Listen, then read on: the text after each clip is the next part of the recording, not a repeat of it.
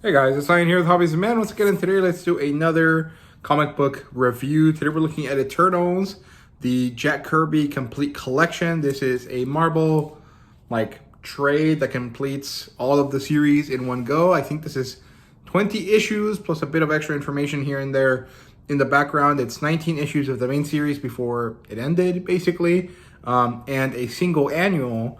And I think this was right around the time when Jack Kirby gets mad at Marvel and moves on to DC, and that's where he does a Fourth World or the New Gods stuff, which is basically the same stuff as this, but slightly different, right? I'm not sure if that's true or not. I don't really understand the early history of Marvel and Jack Kirby and Stan Lee all that much, but from a lot of the information that I've seen online, that's kind of what I gather happened here, right? So the author and artist of this whole thing is Jack Kirby, and it's probably one of the best Marvel things that I've read. Partially because I enjoy the Eternals. I loved the movie, and I thought the concept of them was cool. And partially because I love Jack Kirby's artwork. I think it's really, really awesome. You know, it takes a few pages for you to get used to it, but once you do, it's like, wow, this stuff is awesome. It's wonderful. It's great. And there's something about the storytelling that really appeals to me on a very base level. So I'll talk about that in a sec. So the publisher is Marvel, of course, as you guys can see right there. And the demographic for this is teen. It has a T on it in the back. Although, I don't know if teenagers would read this or care about this. I feel like this is more of an adult title just because of the kind of stuff that it deals with, right? But it is technically suitable for teenagers, and I guess it was aimed at teenagers when it started coming out, right? The genres here are science fiction, superhero, alt history, and drama to an extent, right? So yeah, and there is an adaptation of this story. Technically, it's basically the Eternals movie does take some of the similar concepts from this one and introduce them, although I think it's mostly based on the Neil Gaiman version, but maybe that's a no-no thing to say at this point. So, yeah, but very interesting stuff. I would like to see this adapted as a cartoon, this whole story just adapted into a cartoon and maybe given a proper ending, because it kind of just stops, mattering or whatever. It just kind of stops randomly, even though there's a lot more story to go, right? So, yeah, the premise of this is basically that through this archaeologist and his hot daughter, we get to learn about the Eternals, an ancient race of human-like beings with extraordinary power that are also kind of our ancient sibling race alongside another group called the Deviants. And now they're back out into the world because the creators of our races have come back to judge our planet. And that's where we get Arishem and all of the celestial hosts, right? So, yeah, that's basically it. It's just an introduction to this new group of superhero characters and this massive sprawling kind of saga about them. So, yeah, that's basically it. So the reason that this really appealed to me so much was because of that alt history stuff. I really enjoy Graham Hancock's TV shows, and I've never read his books or anything, but the concept of an ancient precursor race is really cool. I don't think it's true, but it's a very interesting, fun concept, right? A lot of this stuff feels very similar to stuff like what inspired Conan and Graham Hancock and Robert E. Howard and these types of great, interesting storytellers about the alternative reality that could have been our own history. So that's really, really what appeals to me here. But obviously the artwork is also pretty fun. It's not very racy or anything, but it's just really interesting looking, and the colors are just so fun. I really enjoy how this looks. Just wonderful. So there is kind of an overarching story to this. This was kind of planned to be this big saga, and it just never did. But I'll kind of talk about the plotline in general early on, and then I'll kind of talk about some of the storylines that happen after that as we go through this. So it won't really be a proper review detailing everything that happens in every episode, or every chapter like I usually do for my books, but it should be relatively similar. So the plotline opens up with this old archaeologist called Dr. Damien and his hot young daughter called Margot, and this guy called Ike Harris. And they go into these Inca ruins in Peru. They find this amazing megalithic architecture that's very ancient aliens looking. And I'm actually pretty sure that this is not supposed to be Peruvian. This is actually supposed to be like Mayan based. But he kind of combines it all together because ultimately it's not really all that important, right? Where it comes from. But yeah, this feels more Mayan to me. You know, more Mesoamerican than Peruvian. But that's just me. And it's also very reminiscent of Alien, like the space jockey from the beginning of the first Alien movie, right? So very cool stuff there. And they find this amazing architecture, and the man, Ike, reveals himself to be Icarus, although he says his name is Ike Harris because it is the closest thing to his name that he can come up with, right? So that means that if Ike Harris is his name is not Icarus, but rather Icarus, right? And I don't like that. I think that's very ugly sounding. So I'm just going to go with Icarus, right? And I'll stick with that. So he turns out to be an Eternal, a man with supernatural powers that are all stemming out of psionic abilities, of mastery of their body. And he's an Eternal because he will not die of natural causes the same way a normal human will do, right? And he introduces himself as a member of a brother race to humanity and tells us about another brother race called the Deviants. Suddenly, as the Deviants are being mentioned, we meet Crow, a Deviant, who is that pink man that I showed you earlier, and his men. And they show up to the same cave or, you know, ancient temple, and they have a fight with Icarus. And as they're doing this, a giant ship lands on top of the mountain, and out of it come the Celestial Host, which are these 10 characters that are all Celestials, I guess. And their leader is the red one called Arishem, and he is the judger, right? He is the guy that's going to decide if humanity, or actually if this planet gets to survive or not. With this arrival, Icarus is released from his attack with Crow, and he releases another character called Ajak. In the movie, this is played by Salma Hayek, but in this story, he's a guy, and he is dressed like Viracocha. Although he has a different name, he's called something else, but he is dressed like Viracocha. He is a fish-headed god, and Viracocha was this kind of like civilizing god of the ancients. It's similar to Quetzalcoatl and stuff like that. And I think they even mentioned that Ajak was also called Quetzalcoatl at some point. And it's a very interesting design, and I really, really love it. This is what he looks like. Just phenomenal. I love that. And the colors are great. So they do this. He releases Ajak, and it turns out that Ajak is one of his buddies. And he was the flight controller for the Celestials back when they were up and about the planet quite frequently. And now that Arishem has arrived, Icarus and Margot have to escape this place, or they're going to be trapped here for 50 years. Dr. Damien wants to stay because he wants to learn the reality of humanity, our ancient history. And so he stays with Ajak. And Icarus is forced to take Margot against her will and remove her from this place. And so they do, and they escape.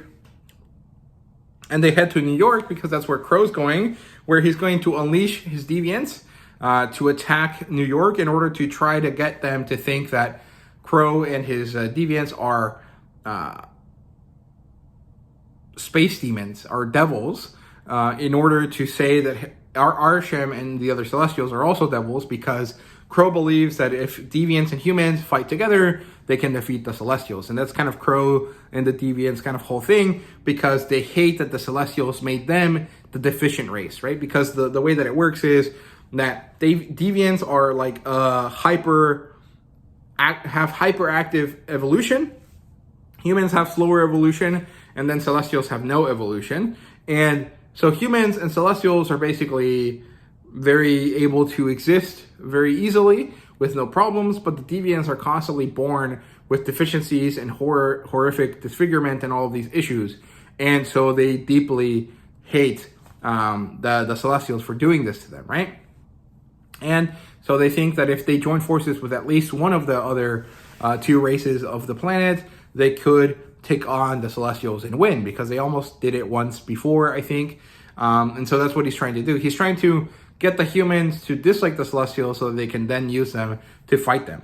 But it doesn't really end up working because the humans are just a little bit too good at life, and their belief in God and stuff is strong enough that they don't really believe or they don't do anything to follow Crow's plans, right? It's kind of interesting. I didn't really understand the concept that was trying to be, given to us, like why the humans didn't agree with him. Because I feel like in the Marvel world, it would be pretty easy for them to be like, oh, okay, this isn't true because, Iron Man just fought aliens last week and these guys look like them. It's not that big a deal, right? But so it doesn't work either way, although I think that the reason why Crow's plan doesn't work is kind of not a good one. It's not really all that important, right? And so Icarus and Margot show up to New York and they go to a fancy place and they go up a couple floors in order to find someone that lives here. And this person turns out to be Cersei, who is another Celestial, and she's the witch, and she is the inspiration behind the stories of Cersei and her island of men, because her powers are transfiguration powers, right? She can turn one item into a different item, and she can mess with people's bodies and stuff like that. And when they get to Cersei, they use her special technology in order to call Makari, or Mercury, and they get introduced to Olympia, or we get introduced to Olympia, the eternal city, based on like Olympus, like Mount Olympus, right? And at the eternal city, we get to meet Athena and Suras. And Suras is basically the Zeus character. He's the king of the Celestials. He is the oldest Celestial, the father Celestial, whatever you want to call it. And Athena is his daughter. And Athena is like Athena, and she's a warrior princess type character. And so they manage to stop the deviant plot. They reveal themselves to humans, and now the three races must unite in some way if they want to survive the fourth host. The fourth host is the fourth group of Celestials that show up to Earth, and the job of the fourth host is to decide if humans are meaningful enough to keep around or not. And it's not just humans, it's also Celestials and Deviants, but for the vast majority of the planet, the biggest population is, of course, humans. So that's just what I'm going to stick with, right? And so from here, we kind of get a bunch of stories that are kind of a few issues long in order to explore the Celestials, the Deviants, and the Eternals. And they're mostly self-contained, but they do kind of progress the story forwards linearly. It's just kind of like annoying to me that, we have this set up. The characters are introduced. 50 years must pass within the story in order for Arishem to decide. And I feel like that was just too long. It should have been a couple of weeks, right? And so now there's like this looming threat that rarely feels important because time passes really slowly in comic books, right?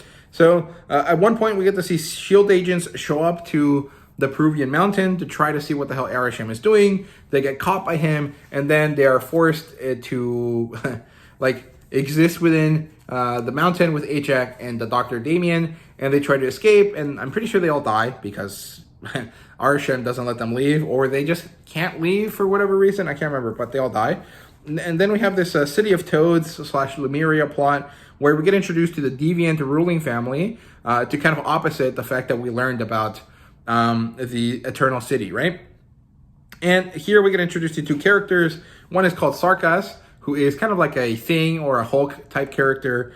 And we have Reject, who is the first deviant that looks like a human and that doesn't have crazy deformities, except that his deformity is internal. He has no empathy. He has been raised as an animal and he doesn't understand reality. But he gets taken in by Athena, who likes Sarkas and Reject for whatever reason, after Crow brings her down to Lemuria to kind of interact with his family.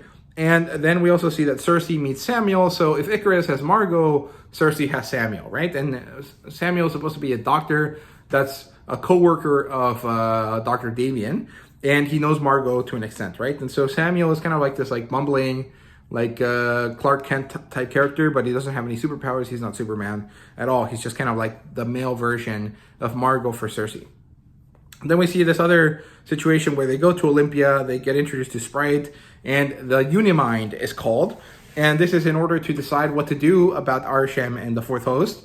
And the thing is that at this point they had already kind of decided what they were going to do anyways, which is join forces with the other two races and try to make life worth living so that the fourth ghost doesn't destroy the planet, right? But the Union is called anyways, and Sprite, for whatever reason, doesn't join it, and so he gets off to trouble and doing stuff that he shouldn't do, but it is what it is. And then in another issue, we get introduced to the Polar Eternals, who are basically the Scandinavian gods, and they are a sister group to the Olympian Eternals, and this is where Icarus comes from. I'm not really sure why Icarus comes from them, but, Icarus is only a story from the Greek mythology. It might have been better to call him something more akin to Thor or something, right? But it is what it is. Vulcan is also part of this group, even though they should also be Greek. I guess it could have been more based on like Hyborian gods, right? Like the northern gods of the Greeks and stuff, but it is what it is. It's not really that important.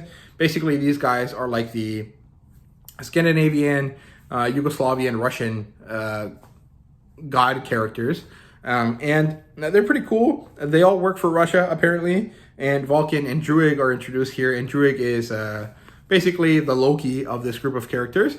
We get the annual here at this point as well, which is badly placed in my opinion, because it kind of stops the story in order to give us this moment where Thena and Sarkis and Reject fight Sokka, who is not Eternal. He is a deviant. And I think that just could have been put at the end later, because the way that the animal was placed makes the storytelling kind of fall flat. It kind of stops the momentum a lot, which is not great. And then we have another story where the three races end up going to space to the celestial ship, and one of the Celestials that's still on the ship notices them, decides that the people that are on the missions are the wrong group for the mission, and so they switch the characters from ship to ship in order to make it easier for them to accomplish their missions, and it doesn't really work out for them. I think they all die. And then the last kind of storytelling here is the introduction of a robotic Hulk.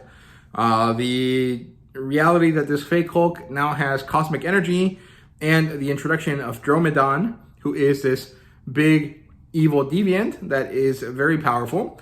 Druig wants to use a weapon against the Celestials, and then we have this very abrupt ending here that doesn't really lead anywhere after Druig gets the weapon to kill the Celestials. That turns out to just be something the Celestials use for their purposes, for their abilities, right? And so it doesn't actually end up being something that can kill the Celestials. So it is what it is. But this story was awesome. I really enjoyed it. I had a lot of fun reading all of this.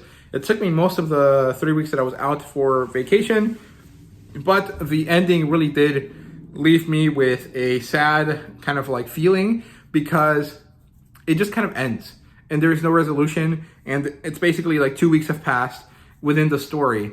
And so the 50 years of Arishem are never going to come to pass. And I don't know if this was supposed to be set up for like years and years down the line, with Kirby and Stanley just kind of slowly building up to that, or if it was just kind of like, okay, we'll introduce this threat and then we'll never use it, but maybe one day it'll be necessary, right? And I don't think they ever did. And I don't think the Celestials really continue on. I mean, I know there's the Dreaming Saga, or the Dreaming Celestial Saga, and then that they do stuff with Thor in some of the Thor comic books, but there is no like through-line Celestial series, right? There have been a few different Eternal series here and there, but it is what it is. It is a bit disappointing, but ultimately I understand that this is how old comics kind of went sometimes. They just kind of had to end whenever the situation changed within the companies, right? So it is what it is. In terms of characters here, we get introduced to Damien and Margot and Sam, who are our human ride-along characters. And we have our hero characters, who are Icarus and Cersei and Makari and Thena and Sprite and Vulcan and Sigmar. And Druig is our villain character for the Eternals. And then our villain characters for the whole series are Crow and Sarkis and Reject and Sokka and Dromedon, although Reject and Sarkis end up being good guys. And Crow is an anti-hero kind of character. He's not good, he's not bad. It really depends on the situation, right? And the Deviants really were done dirty by the movie, but I do think that the characterization for the Celestials was pretty good, and I actually like that they went with a more modern kind of roster, where some of the Celestials were female characters, because we really only had Cersei and Thena, and they didn't. Cersei got to do a lot, but she wasn't really all that interesting in the comic book. I like Cersei and Makari a lot in the in the movie. So hopefully we get another of those movies, but I very much doubt it. And the character work was pretty good. I actually really enjoyed it. I think it does a lot of work with what is essentially a pretty simple premise. You know, these godlike characters with specific kind of funny personalities. How do you deal with that, and what do you do? And it was done very well, and I actually think it was very good. I think Crow's probably conceptually the most interesting character, but his relationship with Thena is what makes him interesting, not necessarily himself, right? So we'll see if they ever get any more work done with them if I read more of this story, right? So we'll see. Art-wise, it's awesome. The art is great. The line work is wonderful. The coloring especially is delightful. I really, really like it. You know, sometimes I do think that the coloring in modern comics doesn't work for me because, like, it tries to be realistic and then it ultimately feels very flat. And the comic book, colors that they used before are definitely flat colors, but they're so stylistic that they're so enjoyable to look at. And there's very minimal fan service. I mean, I guess you could say that Cersei looks very hot in her outfit. Maybe Thena does as well, but these characters are not meant to particularly be sexually appealing or anything like that. But there are some moments here and there where they might come across that way, but not in any significant way. If you're looking for something more titillating, probably read something else because Jack Kirby's not going to be the one doing it for you. So, ratings-wise, 4.5 out of 5. I think the ending really does lower it a bit for me. I think the introduction of the characters and the character work is awesome. I think the 50-year timeline is pretty bad because there is never going to be a resolution to it, and then the series ends very abruptly. And the annual was in the wrong spot. Otherwise, it's basically perfect. It's just these kind of small issues that all kind of come together to make it less than perfect in my eyes. But otherwise, it's really, really enjoyable. So, yeah, those are my thoughts on The Eternals by Jack Kirby, the complete collection. I bought this from an Ollie's, and I paid like $8 for it brand new. And I think that was a great price. I mean, this is definitely worth more than that. But I don't necessarily think that it's worth the $40 price tag that it has, because I guess 20 issues of comics in the modern day would be, let's say that they were all priced at $4, it'd be about $80. So this means that you're paying $2 per issue, and these issues are pretty long, or at least they feel pretty long. So that is a pretty good deal, but ultimately $40 for a book this size is not really worth it in my opinion. So you should definitely hunt for deals here. But this is definitely at least worth $15, right? Something like that. You could probably get it used pretty easily for that price. I recommend that you go raid some of your local Ollie's or Second and Charles stores near you and see if you can find this for about $9, which is, I think, what I paid for it. So, yeah, those are my thoughts on this. Thank you guys so much for watching. I hope you guys enjoyed, and see you guys later.